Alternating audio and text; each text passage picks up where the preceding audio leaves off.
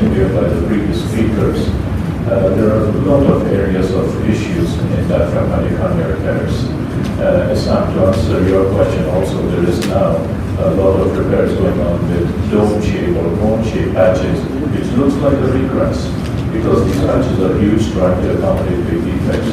So my talk is going to focus on where we lack in surgical knowledge in repairs. We just call it a repair, but there's a lot of issues in that surgical side. And I gave my talk yesterday giving areas where surgical repair is still deficient.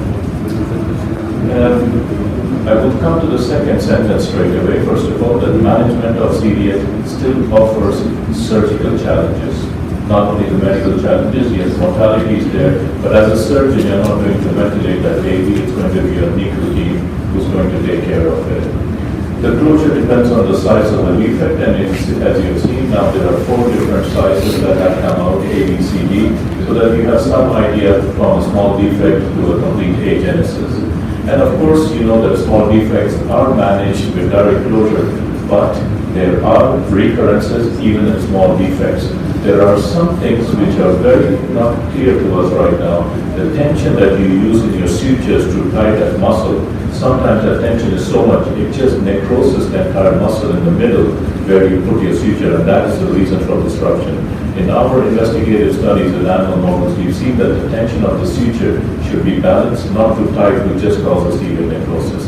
Now let me tell you the areas that we are all discussing about and summarize in this single slide.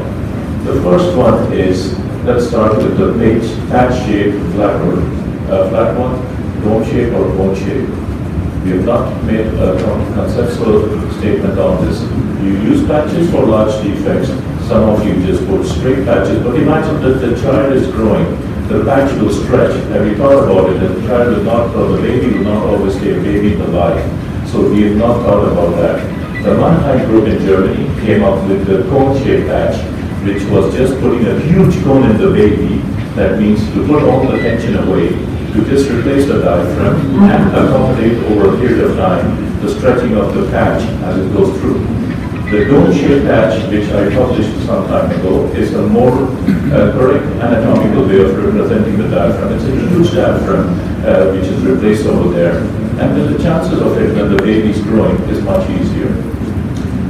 There's a question, and I've not found it in any of the series that have reported the recurrences, resection of the pleuroperitoneal membrane. Did the authors find the pleuroperitoneal membrane? Was it resected or was it kept in place? You will not find in most of the papers that report the recurrences. One important thing which is missing again in all the reported series is the rib anchor or muscle sutures. You know sometimes that the muscle is completely deficient at one point. You put a suture through the rib or you just put it through the remnant of the muscle. It's not very clearly defined. Patch failure is another important thing. Everyone says this has failed, the patch has failed. What has failed? Is it the point of attachment of the patch with the area that you attached, or the patch itself has torn? Because in my talk yesterday I said biomechanical properties of the patch during stretching have not been studied by surgeons. And the patch material type, that is something which I will tell you again now in more details. We are just using one side of a tire to fit our bicycles, our cars, as well as our airplanes. The surgeons have not yet understood the ideal patch materials in these recurrences. Now, we come to the point that large defects require utilization of prosthetic materials. Patch repair is reported between 30 to 50% of all the CDHs. When I ask people in India, where I operate a lot, do you have a lot of patch repairs? No. Why? There is the patient selection. Only the fittest survive to make it to surgery. And as you heard before, if you have a huge non-hypoplasia, the chance of it having a large defect is there, and child will not survive in those surroundings. Assortment of natural and synthetic biomaterials are there, and the optimal choice still remains to use it. Nobody can tell me I have the perfect patch because there is recurrence in all the different types of materials. I showed you this slide yesterday, and I'll just go to the next part of this slide. We did a very big systematic review on that, and it was presented this year at the last meeting by my registrar. We searched all the papers and we collected data data in all the last 30, 35 years on the type of patches used, the frequency of application, and the recurrence rate. And I'd like to show you this data or share it with you so that you're aware of the different materials that have been used and what is our success rate. Now, this is how the materials are divided, and most of the surgeons do not understand the type of material in their hand, whether it's synthetic or natural or a composite of both. Just to give you an idea that this is the most common, what people have used is Gore-Tex, Dacron, Teflon, Mardex, or Silastic. Natural materials, of course, are listed here, and I'll show you the rates of recurrence. Composite absorbable are there, a material not to be touched because it's so fast that it fragility reaction happens, it goes away. And the composite non-absorbable, in which I will tell you, which is my favorite and which should be used here. Now, first of all, when you look at the frequency of patches in CDH, we found out that synthetic non-resorbable materials are used by 60% of the surgeons. Natural resorbable materials are used by 25% of the surgeons, and very few other surgeons have used the other type, that is a composite non-resorbable and a composite resorbable, as you can see here. Don't be worried about these words and figures. I will bring to the exact name of the product so you know which product I'm talking about. Now, when you look at each of these categories, this is the synthetic non-resorbable, which is being used quite a lot. We found 26.3% recurrences in these. If you use the natural resorbable, it's 30.9, and composite non-resorbable, 26.4. Yes, these numbers differ a little bit, but on the whole, they're all in the spectrum of between 25 to 30%. So no matter what material you're using, you will have a 25 to 30% recurrence. So when I get patients who come to me and I say, if we use a patch, there's a chance of patch failure of 1 to 3. So 30% of your child may not have a success, and we might have to operate again. Now let us look at these individual materials and let's decide how these materials are cut down. The most frequently used patch, as you see, is Gore-Tex. I'll help you with these abbreviations also here. The number two, which is used in the literature, has been Surgisys, which you can see over here. As you go down, you can see a couple of composite meshes. There's a Surgisys Gore-Tex, Dacron with Gore-Tex, and Permacol, which is now very fashionable, which has been used in 9 patients. These are the reported series, which are, so they are observational series. There are no randomized controlled trials. Now this is the frequency that they've been used. Let's see their success rate. When you see their success rate, you see all of them have recurrences in different. CCPM, just forget about it. I don't know why it was used. I can tell you it was the publication from Glasgow, and I think they stopped after these 2 cases. When you look at Gore-Tex, which is our most favorite, you still have 28% recurrence. Surgisys over here, 37% recurrence. Permacol, underreported, but it has 11%. And people have stopped using a lot of that Permacol because it does not fuse in the area where you have implanted. The other meshes, which you can see, which have top of the list, is Mardex Gore-Tex, which is the combination mesh, 3.5% recurrence in 40 cases reported from Seattle, Washington. So among all the meshes that I've seen and done a systematic review, the Mardex Gore-Tex at 3.5% is supposed to be the best. I'll just come to the conclusion of these results of the systematic review.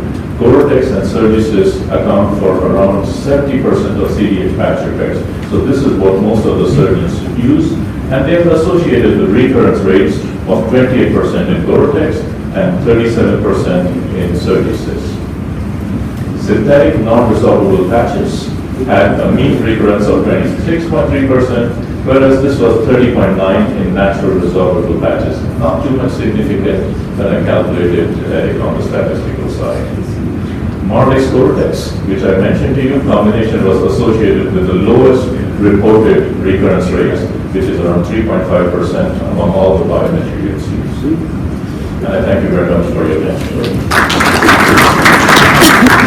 Management of CDH still offers surgical challenges. The type of CDH closure depends, as you know, on the size of the defect. And you know that the small size can be managed by direct surgical repair. The focus and the interest of CDH has been on the following topics. has been on the lung research, it has been on ECMO, fetal tracheal plugging, lung-to-head ratio, tissue engineering, and minimal access repair. However, as pediatric surgeons, we notice there is very little research that has gone into direct surgical repair as well as on the patch selection for these large defects. I'll go through the biomaterials that have been used for patch repairs in the last 30 years. It's only since 35 years that we have been using these materials. These materials are classified in 4 different categories. One is synthetic non-absorbable materials. You have natural absorbable. You have composite materials, which is a mixture of both of them, and they're not absorbable. And you have composite absorbable materials.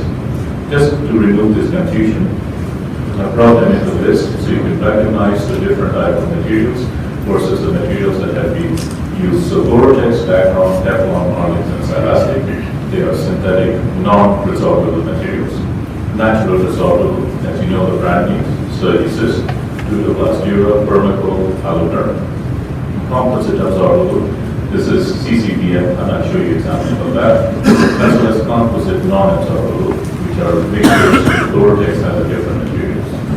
Now let's have a look at the materials and see how much our understanding is towards using of these materials for CDH repairs.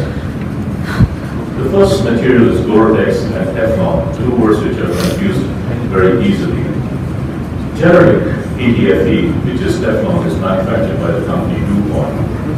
But what we use is an expanded PTFE, which is called Gore-Tex, manufactured by the Gore company. Now, the manufacturing process of PTFE and ePTFE are totally different. When you see the tensile strength of PTFE and expanded PTFE are quite different, and the fabrication process is completely different. This is important to understand how this biomaterial would work in the body. When you look at the porosity, this is defined. This is what you're looking at are images, electron microscopic images of Gore-Tex. Is the internodal difference, and it is around 30 micrometers in expanded PTFE. Why is this important? If you have just pore sizes of 10 or less than 10 micrometers, they exhibit a high rejection rate because scar tissue rapidly bridges these small pores, which results in minimal integration with the surrounding tissue. You should have at least 30 micrometers. This facilitates entry of macrophages, fibroblasts, as well as collagen, to allow the tissue to integrate with where you're implanting. The next material, I put it on the stop so you can see what type of material it is: synthetic, non-absorbable, and the recurrence rate, which is 5.9%, is Dacron, and this material is a synthetic material fabricated from PET fibers, also known as polyester. Now, this graft is chemically harmless and easily tolerated by the body. However, when used in blood vessels, the body eventually grows a new lining in the graft, fantastic, that mimics normal blood vessel lining. Now, what is the evidence that we have on polyesters? The advantages of polyester meshes are rapid fibroblastic infiltration, better fixation to the tissues, and less shrinkage of the mesh when compared to polypropylene. However, there are disadvantages, which are higher rates of infection, adhesion to viscera if it is used over there in the intra-abdominal space, and also strength over time. What is even more important that there are only small series of studies on polyester mesh, and they lack conclusive evidence. The next material which is used commonly is polypropylene mesh, better known as Marlins mesh. Now, polypropylene offers the following benefits: very high tensile strength, it's difficult to pull it even with the hands, and strong mechanical reinforcement. It allows rapid ingrowth of connective tissue. However, please remember, the quality of collagen that is over there is very, very poor. The drawbacks are due to intense foreign body reaction. This is reduced compliance, increased pain, especially when in areas where heavyweight meshes are used. So you should know what type of mesh, if you're trying to use it. Is it a low weight or a heavy weight? A heavy weight will definitely be associated with pain. And adhesion formation if it is in contact with the viscera. Silicon, I'll just run through that. It was used for repairs of CDH. I think it's a relatively inert material, offers minimal tissue integration, and is not envisaged for implantation. It does not integrate with the body at all, and this material should be removed once the aim has been achieved.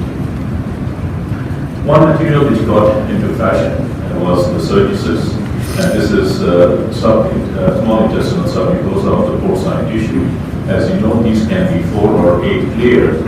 What happens is when you implant surgices, the healing process is all replaced by the body's own tissue. That means you leave behind a nice fibrous scar tissue in this place. That means the entire mesh disappears at some time because it's an absorbable natural mesh.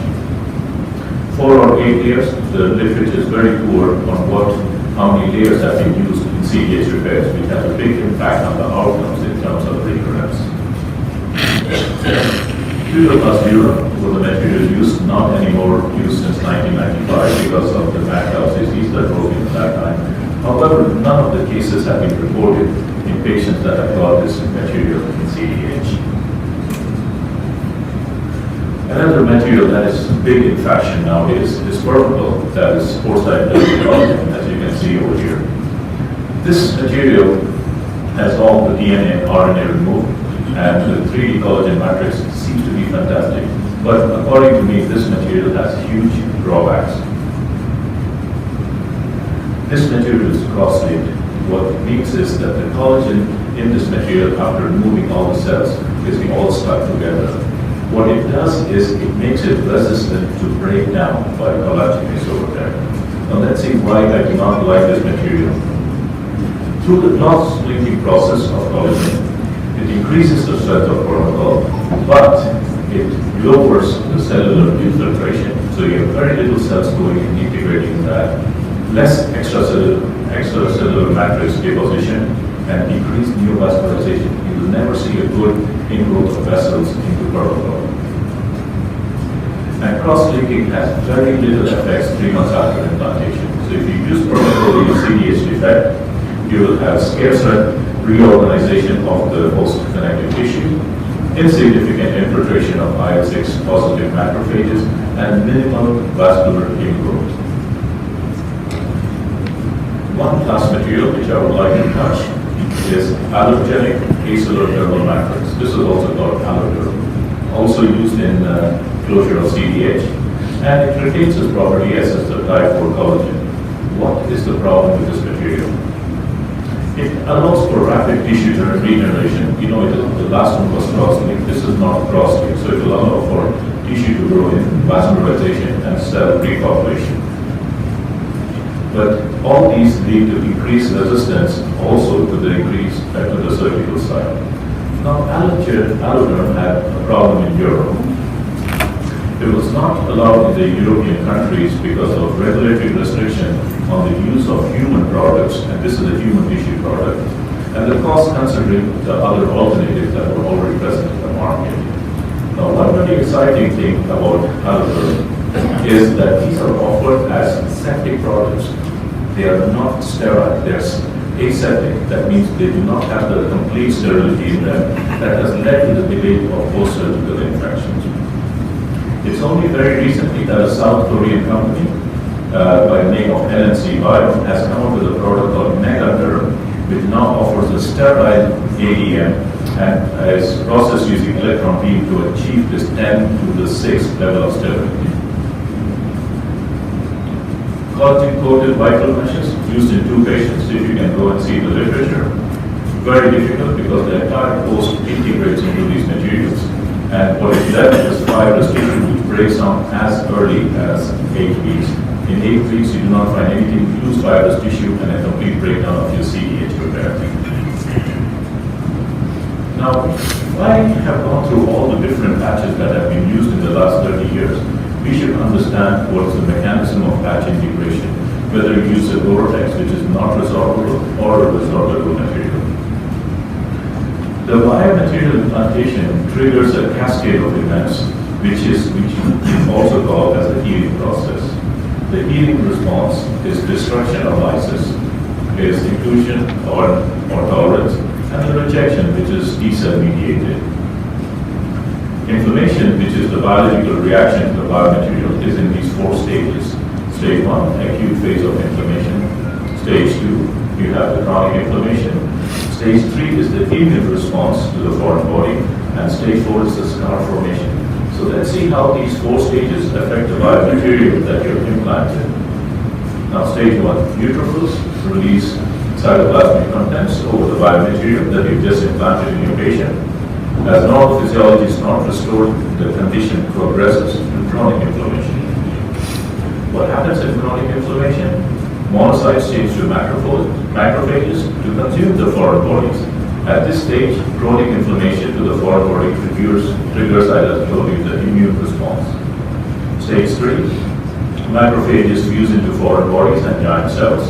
And foreign body reaction differs here at this point based on the type of biomaterial that you've implanted. And then is the stage 4, wound healing phase, which is replacement of damaged tissue.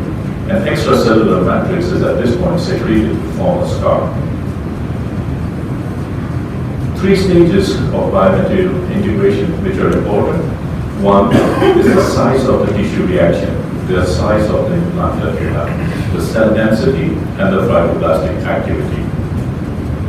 When you see that the fibroblastic activity which triggers is peaks at the second week after implantation.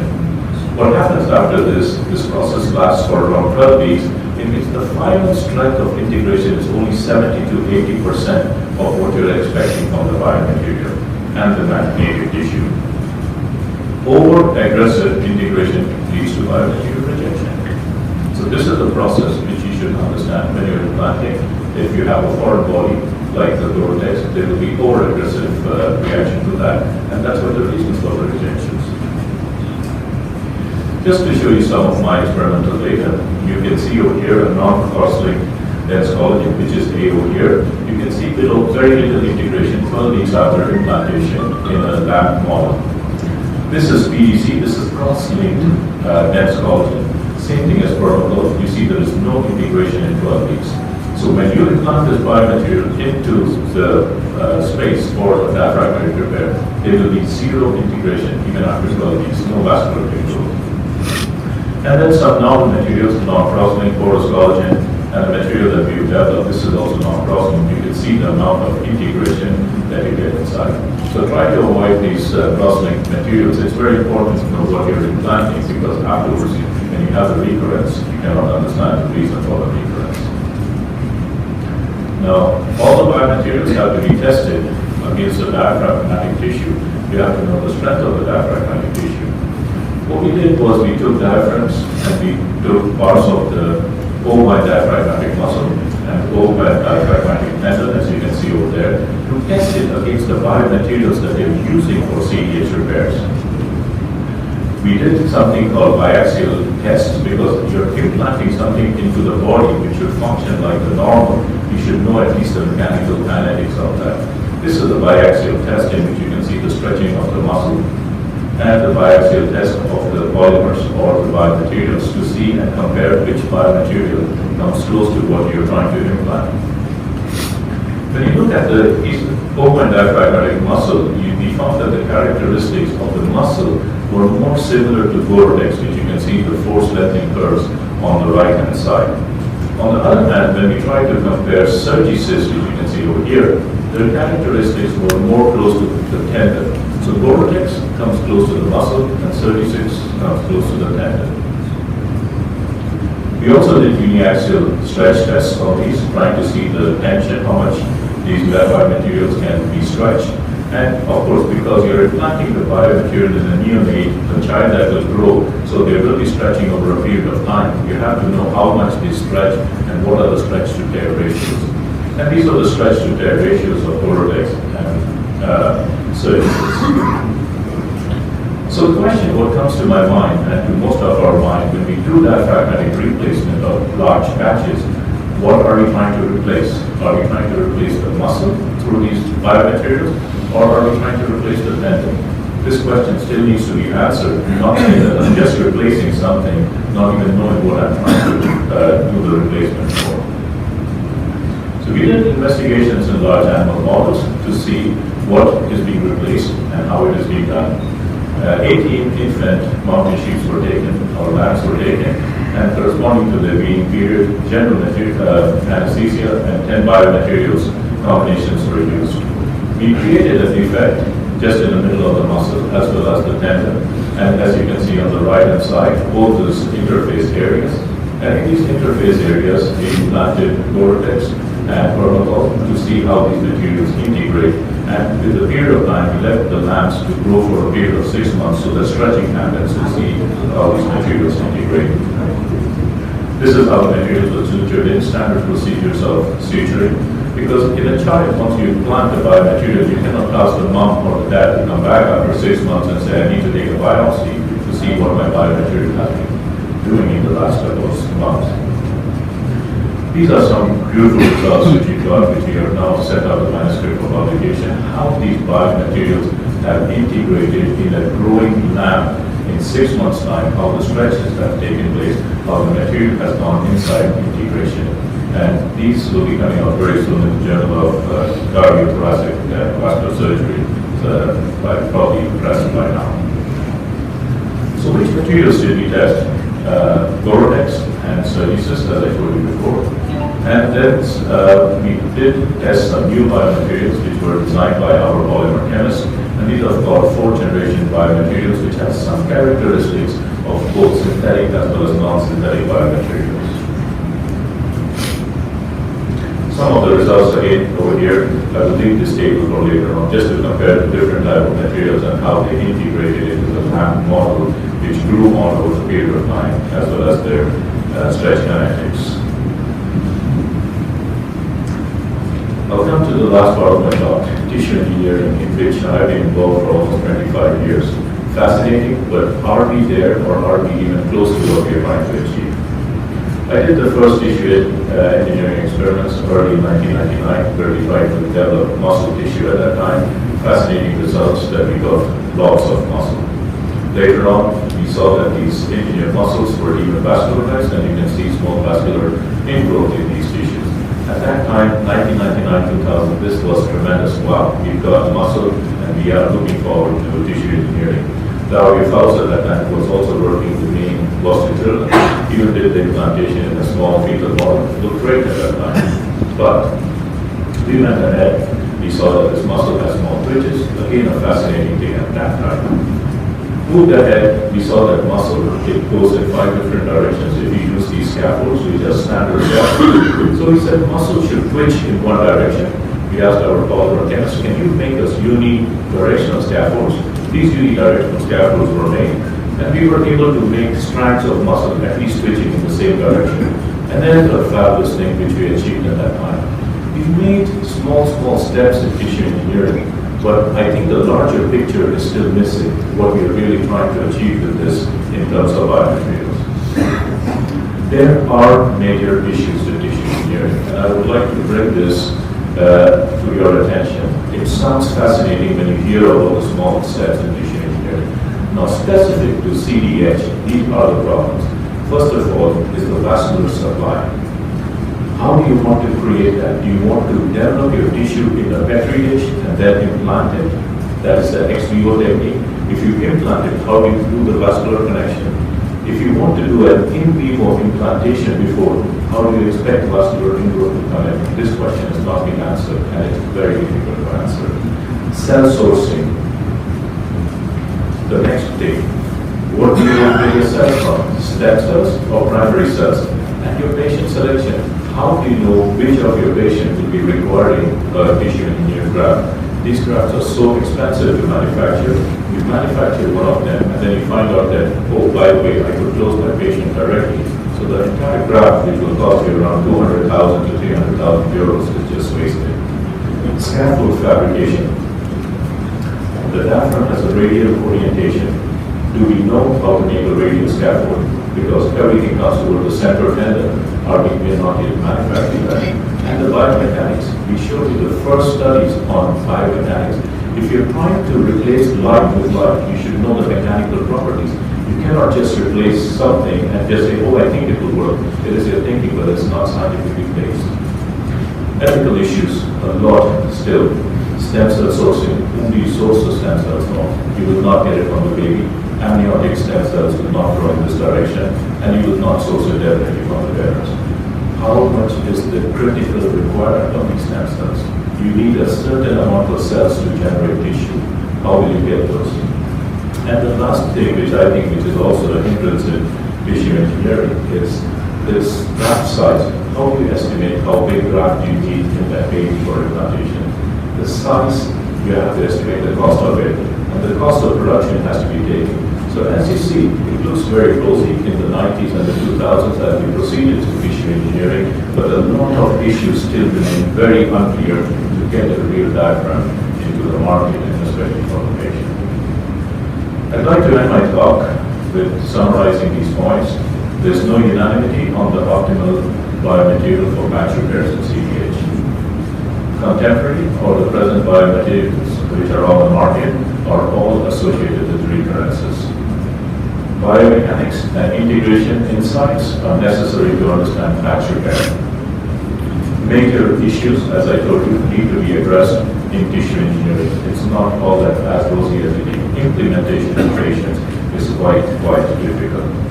And the search for the ideal biomaterials for CDH repair still continues. If you enjoyed the video, don't forget to hit the like button, share it with a friend, and subscribe to our channel, Intuitive Surgeon. Thank you for watching.